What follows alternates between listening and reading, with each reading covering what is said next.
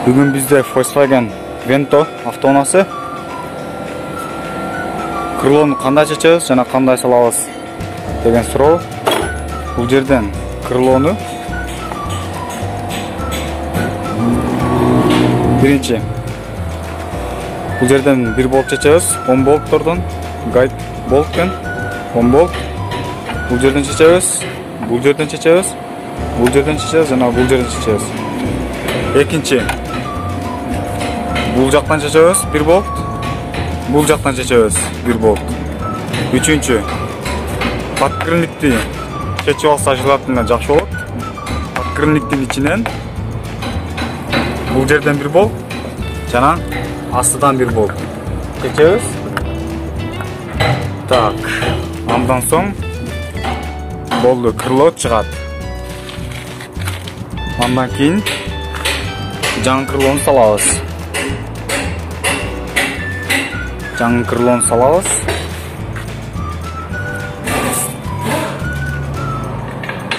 Бул жактан удар болгон экен.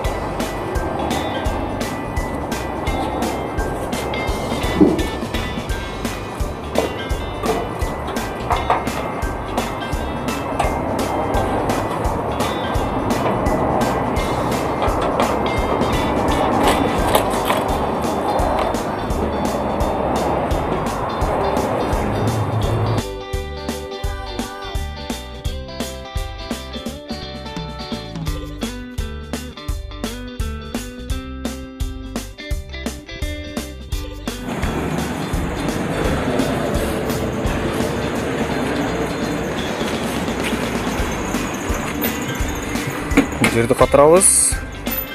Андан кийин бул жерди катырабыз. Бул жерди катырып албай, бурап направлять этип алалы. Андан кийин баарын бир-бирден зазорун карап катырабыз. Зазорун бул жакта 1 болт, жана бул жакта 1 болт. Жана бунун ичинде 1 болт, жана подкрылниктин ичинде 1 болт. Всё, ошону менен биздин крылобуз бүтөт.